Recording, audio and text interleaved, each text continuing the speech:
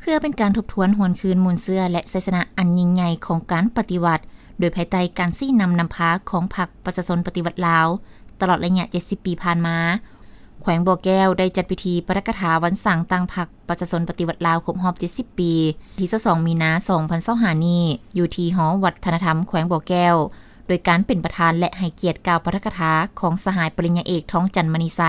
กรรมการศูนย์กลางพรรคเลขาคณะบริหารงานพรรคแขวงเจ้าแขวงบ่อแก้วมีบรรดาการนำของแขวงการนำของเมืองอดีตการนำอาวุโสบำนาญ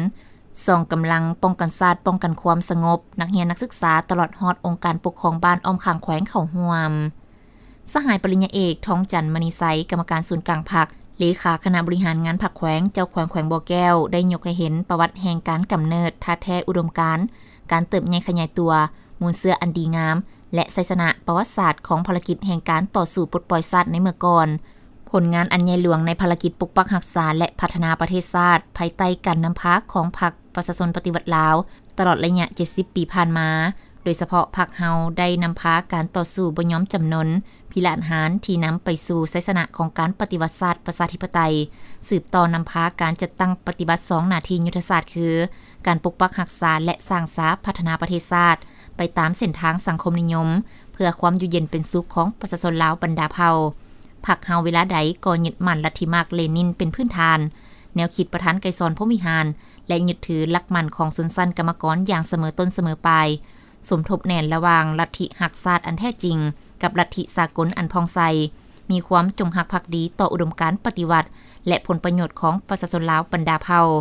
ถือเอาความสามัคคีภายในเป็นหลักเต้าโหมความสามัคคีเป็นปึกแผ่นภายในชาติเสริฐสู่ความเป็นแบบอย่างน้ำหน้ารักษาได้คุณธาตุการเมืองและคุณสมบัติศีลธรรมปฏิวัติความเชื่อมั่นจากประชาชนลาวบรรดาเผ่าตลอดมาดังนั้นพรรคเฮาสมแล้วที่เป็นกองเสนาธิการทางการเมืองที่ซ่องใสเป็นกองน้ำหน้าที่แน่นแกนเป็นตัวแทนที่จงรักภักดีต่อสิทธิผลประโยชน์ของชนชั้นกรรมกรชาวพวกแห่งงานที่รักชาติเป็นแกนนำในระบบการเมืองแห่งระบอบประชาธิปไตยประชาชนอันเข้มแข็งและสร้างให้ประเทศมีความเสถียรภาพทางด้านการเมืองนักแน่นสังคมมีความสงบสุขเศรษฐกิจวัฒนธรรมสังคมได้ขยายตัวอย่างต่อเนื่องและชีวิตการเป็นอยู่ของประชาชนได้รับการพัฒนาแก้ไขเป็นก้าวๆองค์การสหายปริญญาเอกท้องจันทร์มณีไซได้เรียกร้องมายังพนักงานการนำแต่ละขั้น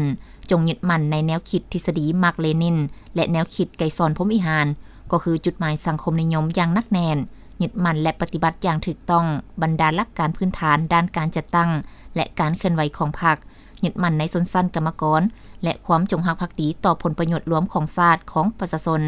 สร้างความเป็นแบบอย่างทางด้านแนวคิดและพฤติกรรม